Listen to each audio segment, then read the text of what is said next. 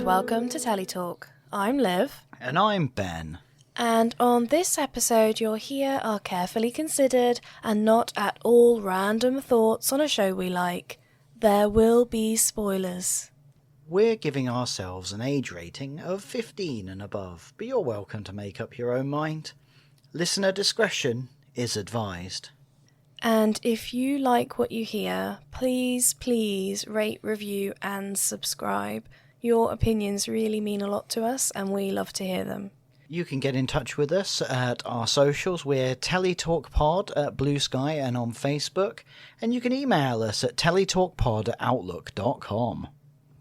So this episode we are reacting to Death in Paradise, Series 14, Episode 4. And what an episode this is. It's a humdinger. I quite liked it. It was a bit different from the usual that we expect from Death in Paradise, and I thought it added something new and exciting. Yeah, it breaks from tradition in a few ways that we'll get to. But, first of all, speaking of tradition, I'm going to read an episode description. Thank you very much. I'm going to be all up in them descriptions. This week, a distillery owner is poisoned during a group tasting of his premium rum, but the case is shrouded in mystery when it's revealed that all the guests drank from the same bottle. But how could that be? Well, technically they all drank from individual glasses, where the rum came from the same bottle. So they didn't all just swig out of the same bottle. Well, that would be grim, especially in a post-COVID world. Yes. Thank you for your agreement. So yeah, that quite nicely covers the premise of this episode. We see the buyer arrive at Ambrose Distillery to sign the documents to buy the property. Now, I didn't think this was that clear. I didn't really know what was going on with this until midway through. No, I found this with all of the episodes this series. When you first start the episode, it takes a little while to sort of get your head around who's who and what's going on. But this episode, it was particularly egregious. I was like, does she work there and she's been off sick for a while? Is she an executive? It was all a bit confusing. Yeah, I thought she might have been an important visitor, an investor, something like that. I suppose in many ways she was both an important visitor and sort of an investor. Yeah. So yeah, we don't necessarily initially realise, but yeah, she's arriving at Ambrose Distillery to sign the paperwork to formally finalise the purchasing of the distillery. And it's the owner's sister who greets the buyer, and she throws the buyer off by saying, "Oh, your assistant's already here?" And the woman's like, What? What assistant? She has no idea who her assistant is. Yeah, and it turns out it's her son, who she doesn't seem particularly pleased is there, you have to say. Yeah, and I was wondering why. Like, why doesn't she want her son here? And I wondered if she, the buyer, was up to something. I thought that might be where the story's going. I mean, it's not a shock to learn that pretty much everyone's up to something. Although the son really isn't up to anything. He kind of ends up being a bit of a non-entity in this story, doesn't he? Yeah, and the reason he gives for being there is just that he wants to learn everything he can from his mum.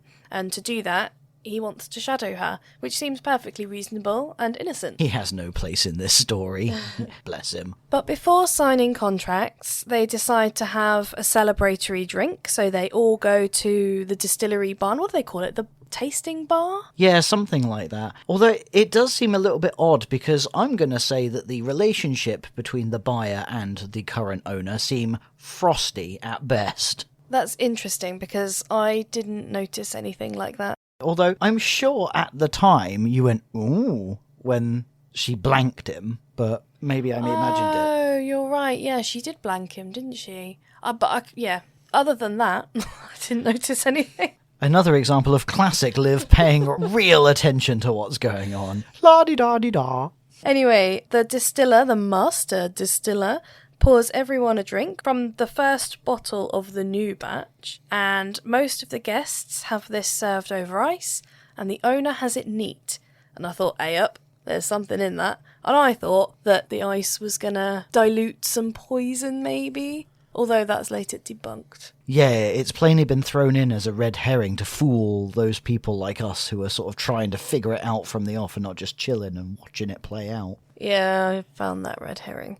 So everyone who has a drink is poisoned. One person dies, and that is the owner. Everyone else is just sick, but they are taken off in an ambulance. This is fairly serious. Yeah, and it's really interesting because initially I wasn't sure who died. No, me either. It was very cryptic at that point, wasn't it? Yeah, it seemed like they were trying to keep it vague because initially they were carrying the son out on a stretcher, and I was like, oh, someone done killed the kiddo. Well, I thought, oh, maybe this is an episode where there isn't actually a death because he doesn't have his face covered or anything. He is just on a stretcher. I thought, ooh, this might be an attempted murder or something different in that way. Oh, okay, yeah, no, that makes sense. I hadn't twigged about the whole his face wasn't covered thing, but I then did remember the preview that we saw at the end of last episode that definitely showed that someone had died. Okay, well, that seems like a spoiler. I mean, they showed it and everything. And I guess it is called Death in Paradise. Yeah, that's true. If you get one where no one dies, is it Death in Paradise? I know. Do you remember that episode of Midsummer Murders where no one was murdered? There was an accidental death and a suicide, but there was no murder. Midsummer manslaughter. It was very odd. And I remember a lot of people complaining about that. Grrr. Anyway, someone is in fact murdered in this episode, and it is the owner of the distillery, and his name is Patrick. He left the island, Saint-Marie, 18 years ago, and he only returned 6 weeks ago after his father died and left the distillery to him in his will. And that is not suspicious in any way, shape or form. Yeah, and it's touched upon later that the father was quite old-fashioned and always wanted his son to take over from him, because you would wonder why otherwise it wasn't split 50-50 between his son and his daughter. Or indeed given entirely to the one that actually hung around. The daughter. Yep, sorry, yes, the daughter. / sister. So I don't think we really know very much else about Patrick, our victim. I know that we couldn't understand a bloody word he was saying. Yeah, we didn't really see too much of him beforehand, so there isn't an awful lot to know. No, he's sort of like a bit of a blank slate, really. Yeah, so let's move ourselves on to suspects. And this time, we've got a few, but they're a bit vague, some of them, so it's a bit of an interesting one. We might be running a bit fast and loose with suspect for some of them. Yes, because on my list I've got 5, but really there's only 2. Yeah, I didn't even have 5, so we'll see how we pan out with that. So I had the master distiller. Yes, now she comes across as very congruent and genuine, and she assumes blame. Congruent. Yeah. Ooh la la. You can look it up. Patronising sot. And she assumes blame because she says it must have been methanol, it must be my fault, I can't have done something right in the distilling process. I'm so sorry, arrest me now. Yes, and then we have the victim's sister. We didn't learn a huge amount about her early doors. She just seemed to exist. To be honest, I don't think we learn that much about her throughout the episode. I feel like she's quite an underdeveloped character. Yeah, we'll get onto it a bit later, and she has quite a significant impact, but yeah, she's not the most fleshed out character. I thought she might be a bit of a pushover at first, because when our buyer arrives, she's sort of overly attentive. Yeah, and it was that made me sort of, before we understood who they all were, I thought she might have been like an underling to the buyer. Yeah, I got that same impression. Then our next suspect is the buyer herself. Yep, and her son. Yes, who came across as very naive from what we've seen early doors. Yeah, so those were my 4, and it was really hard to sort of go, like, I would say the son, like, he was there, and so nominally as a suspect. Yes, but as you've already said, he played a very, very small role in this whole episode. Now, I have a 5th suspect, which they never actually acknowledge, and that's the victim himself as a suicide. He's the only one that dies. That's true. They make a big thing of it being like, well, he poured the fatal rum. Yes, and he's the only one that drinks it neat. So you could or I assumed that the ice was some sort of protection for the others, and I thought maybe he chose to have his neat because that way he'd get a stronger, more intense dose, and I thought he made a point of asking for it neat, which implied that the others didn't expect him to drink it neat. Yes, and we'll cover all of that in motive in greater detail. But yeah, they do sort of leave him off. Also, and once again, I question, does anyone else work at this brewery? I don't actually think they do. Then why is she called the master distiller and not just the distiller? Because she is a master of distillery. Well, that told me. So let's move on to means. It was poison. It was poison. Methanol poison, to be precise. Yes, and as we've said already, the victim was the one that poured the drinks in front of everyone, and the bottle had been in his possession since it had been filled from the cask. Yeah, and I had questions about that in and of itself, because they acted like, well, it was impossible for anyone to have tampered with this bottle after he had it and stuff. Yeah, but then everyone also had access to his office.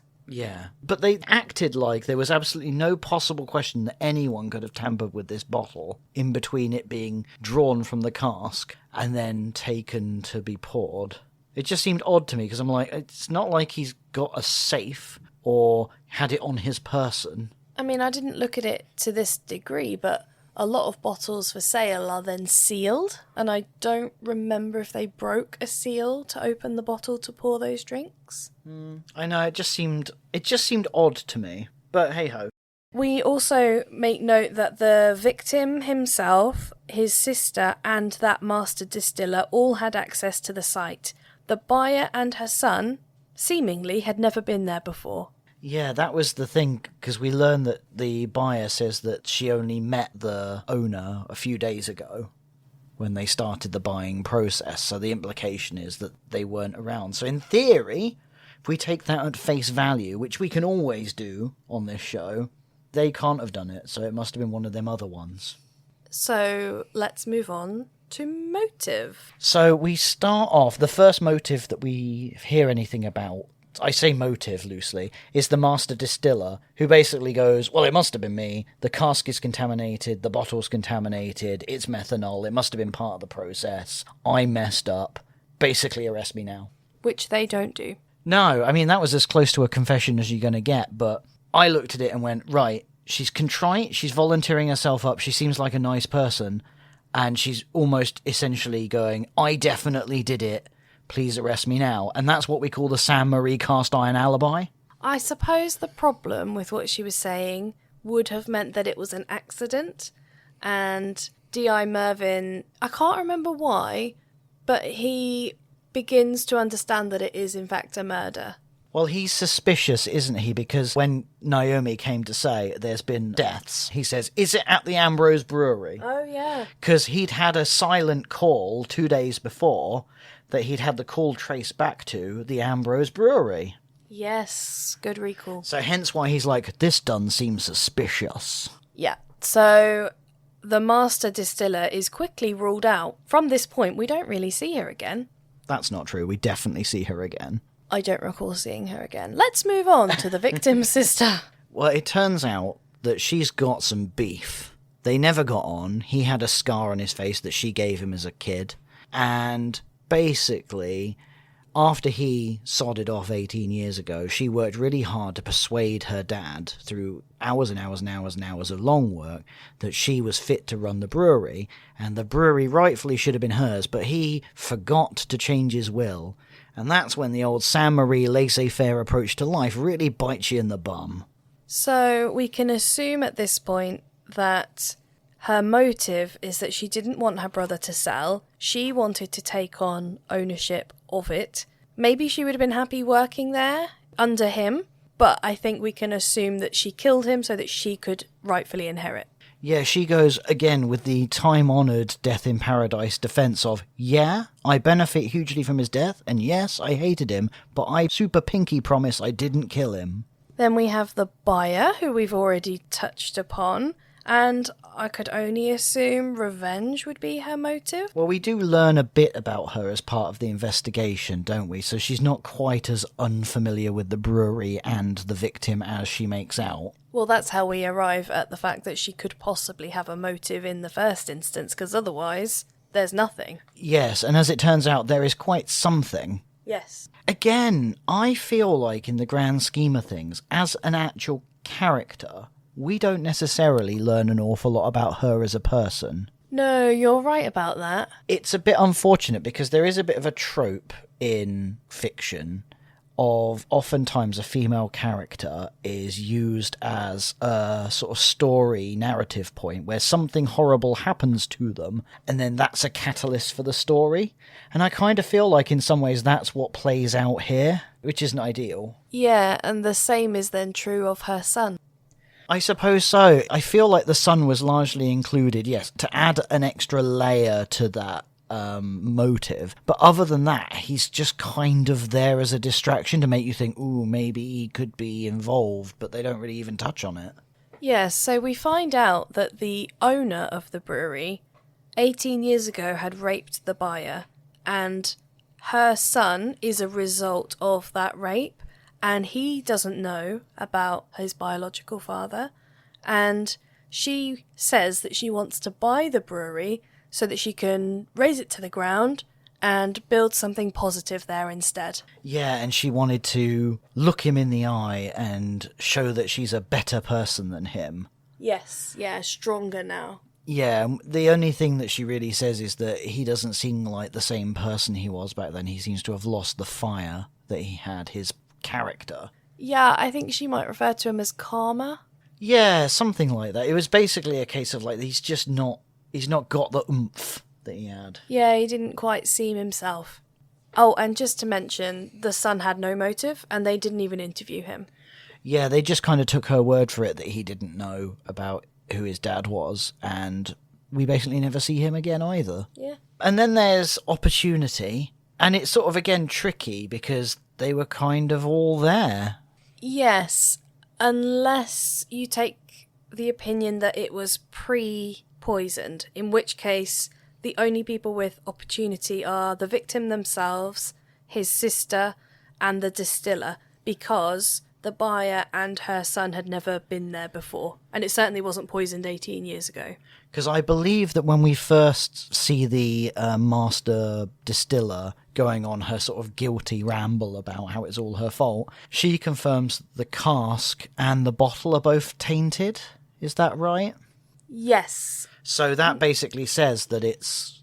Well, actually, that's a good point, because we see in one of the first scenes after the murder that the whole cask has got a toxic sticker on it, but then later on they say it was only that bottle and the glasses. Yeah, I had this as a bit of a plot hole, because the cask is never mentioned again, but she definitely says that it was... the whole cask is confirmed as tainted, unless the implication is that she just assumes that it is. Yeah, and maybe that is the correct assumption to make at that point. I don't know, it just seems sketchy as all hell. Absolutely. Plot hole!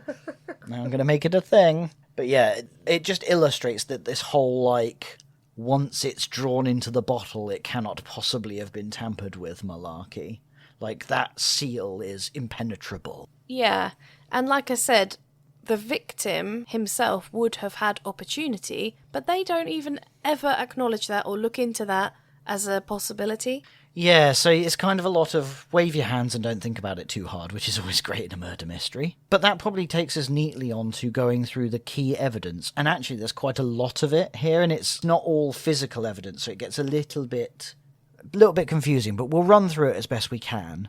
The first thing is the poisoned rum, and the problem is that's sort of distributed over glasses, a bottle, and the cask, we think, maybe. Yeah, that's definitely unclear. And the poison, I don't know if we've mentioned already, is methanol. Yeah, it's methanol poisoning, which apparently is a normal, or can be a normal output of the distilling process if done poorly. Yes, yeah, and they address that quite early on in the episode. We know that the victim drank neat rum, whereas the others had ice in their drinks. Yeah, and as we said, that seemed like it was put in there to really throw you off, because they, about halfway through the episode, they have Seb, the officer in the police, sort of go, well, he was the only one not having ice, so maybe everyone else's rum was diluted. That was my theory too, and then it completely gets debunked by science. By Mervyn, who pointed out that it doesn't matter how much water you put in with it, it's still the same amount of poison that they would have ingested, so no luck there. And boy did I feel foolish. In D.I. Wilson, I heard the voices of the writers going, ha ha, fooled you. Yeah. Oh, they got me. I mean, they got me as well. I think they got everyone. We also have the victim was the only person to have a second shot of rum. So there was some potential thought of maybe he got more poison, but he didn't actually drink more than a quick sip of the second shot of rum. And what was interesting about this is that we didn't see that in the first run through when the death occurs. We find out about that afterwards. Yeah, so it's another one of these things where they kind of cut things around to not give you the fullest picture of what you're seeing. Yeah, definitely. And then, you've mentioned this already, the silent call that D.I. Wilson received 2 days before the death. Yeah, this was an interesting one because they find D.I. Wilson's telephone number on a sticky note in the victim's wallet, and they immediately go, well, it was him that rang, and so he was obviously calling to report a crime, so someone did him in. Yeah, and I think it was my dad that said he might have found this note and phoned to find out who the other person was calling. It was actually me, but that's fine. Oh, Dad said it. He must have copied you. He did. Sorry about that. I'm an inspiration. There's also part of their investigation. Later on down the line, they turn up a police report from 18 years ago that helps them uncover the whole rape thing with the buyer, because she went into the police station and started to report the incident and then stopped.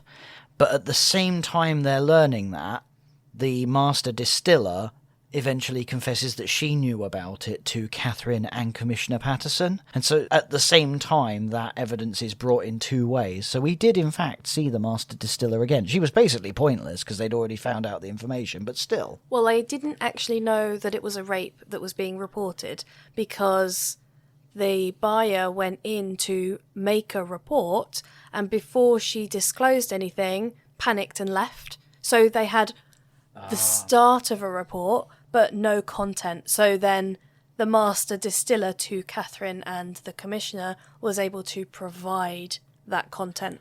Oh, so the master distiller was even more important than I was making out, and we did in fact see her again. Yeah, okay, but they don't re-interrogate her. They literally just acknowledge that she's a nice human being who's very good at her job.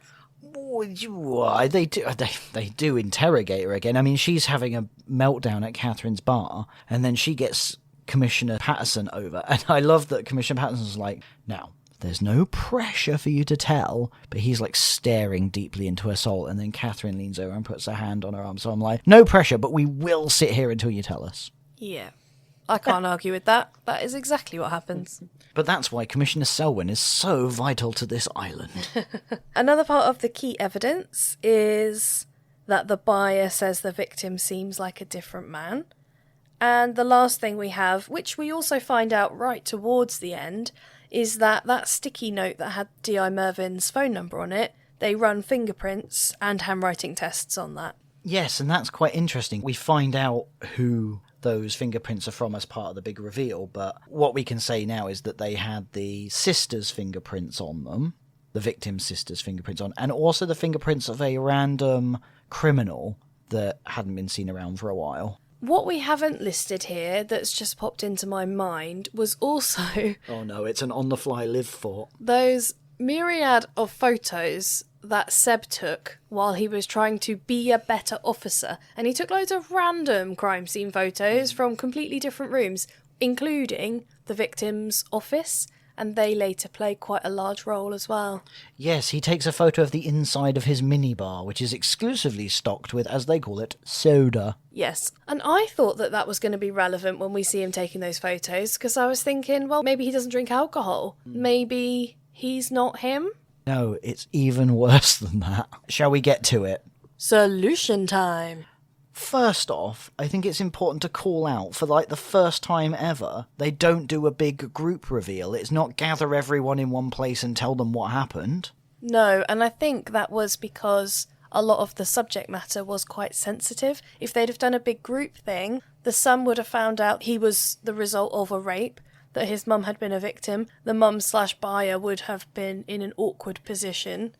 And it was unnecessary, but it was an interesting turn for the show to not do that, and I think they actually did it very, very well. I would like to point out that, strictly speaking, it's never actually necessary to do the big group reveal. That's kind of the point. Well, oftentimes it feels necessary for revealing the story, and you sometimes get drama where you're not sure exactly who it is. They can misdirect you in those last moments as well. Okay, yeah, that's true. Now what we'll do is we'll try and explain the extent of what happened, and buckle in, because it's a doozy of an explanation. It's quite convoluted. Yes, so I am going to start chronologically and say that to do that there is a massive twist. Now, the sister is responsible. She killed her brother, the now owner of the brewery, 18 years ago. He was looking pretty good for a corpse, Liv. Yes, well, she says that whilst the buyer was confiding in the master brewer about the rape that had just occurred, she was walking behind and overheard and went to go and confront her brother.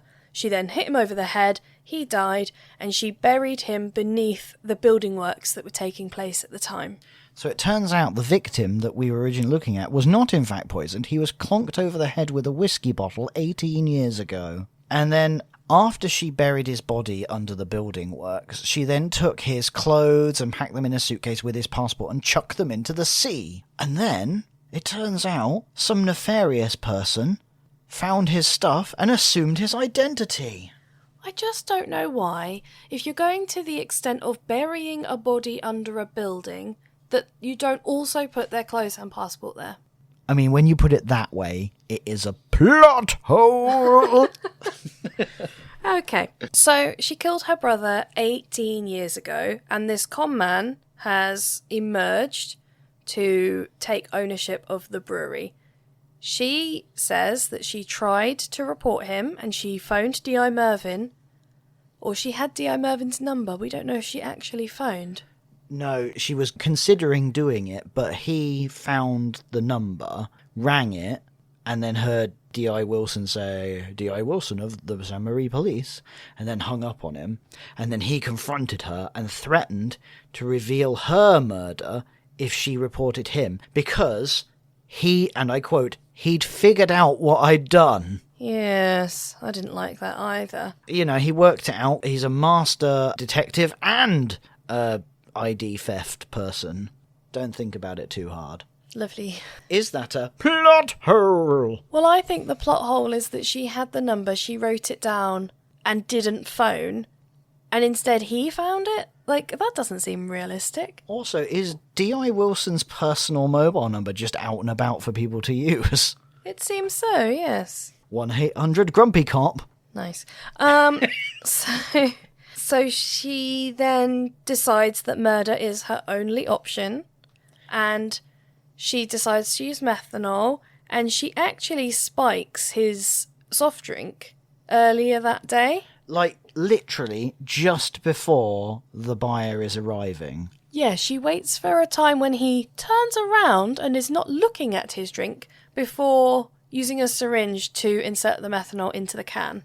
She would seem to have like a belt hoop full of these damn methanol syringes, and it's just really convenient for her that she steps into the room, he's on the phone, and he turns away, and she has time to lean over, inject this stuff directly into his can, and step back before he notices.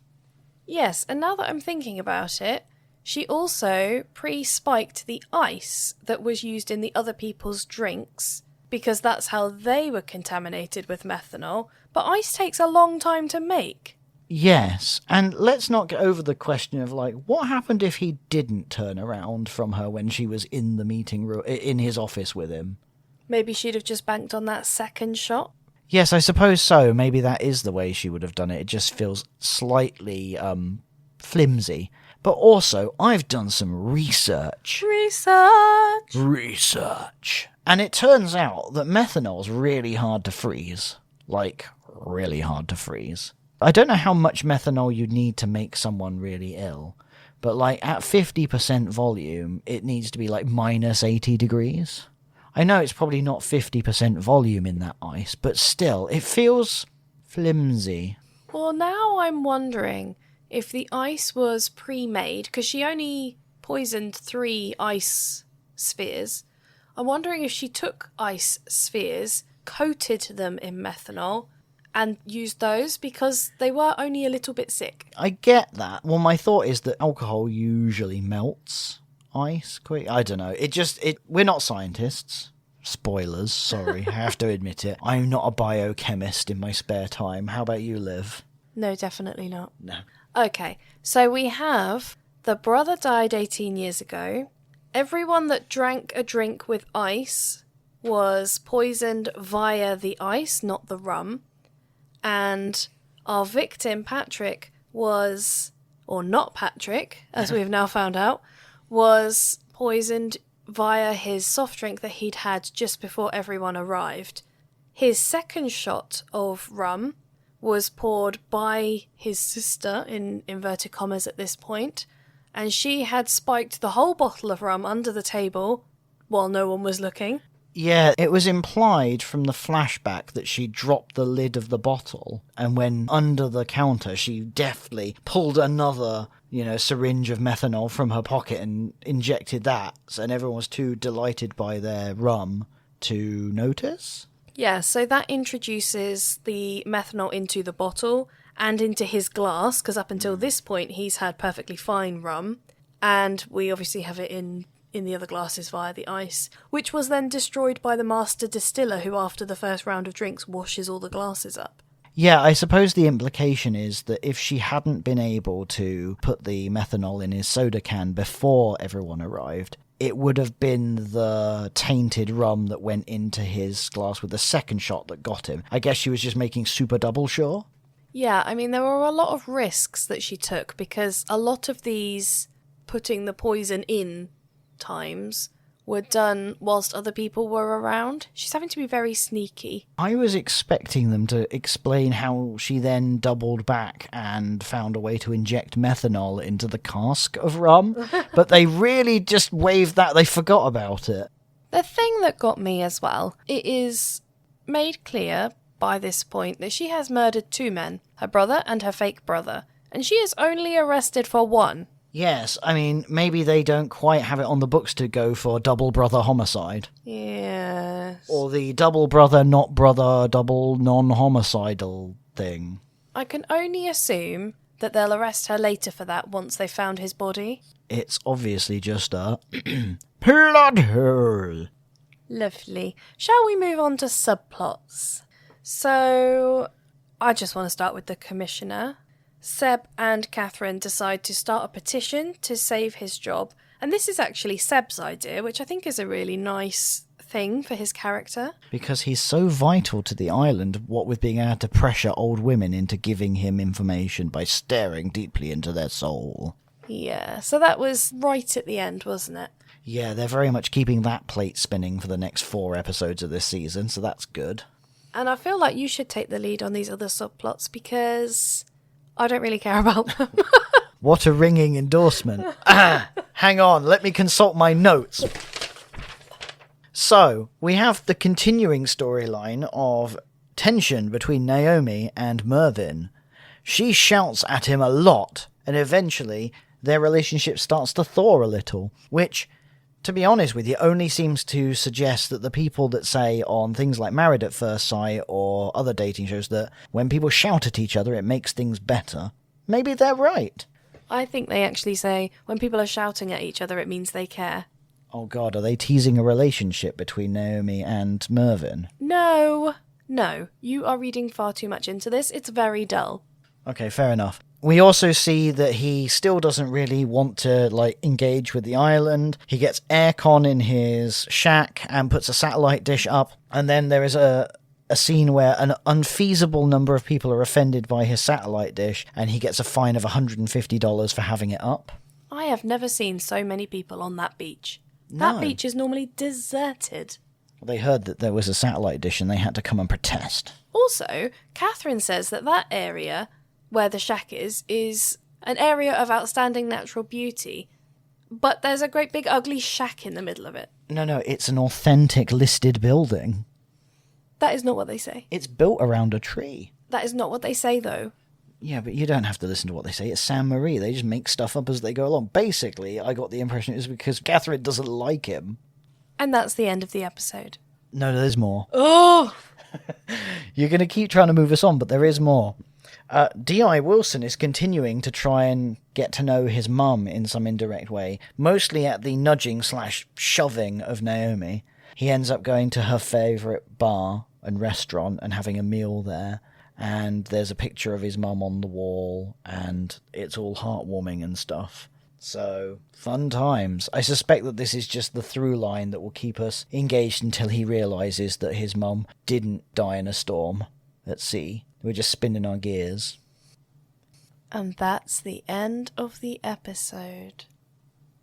Except for... Oh my god. No, I'm kidding. That is the end. Hurrah. Now, what did you think about it? I thought it was confusing. It was confusing, but I quite liked it. Yeah, I find myself both liking it and not liking it. It wasn't overly developed, but then it was also way overdeveloped. And I think I quite enjoyed the things that made it different. Okay, so that being the case, what did you rate it? Well, I got a bit stuck with my rating, and I was thinking to myself, it's somewhere between 8 and 10, and so I went with 9. That is somewhere between 8 and 10. You gave this 9 points out of 10. Yeah. That is very high. Yeah, I know. It did feel difficult to watch at times, but reflection, I quite enjoyed myself. It's not often that you go 9 out of 10. It was difficult to watch at times, but, I liked it. Yeah, I can only go with how I feel. Whack that one on the poster. What did you rate it?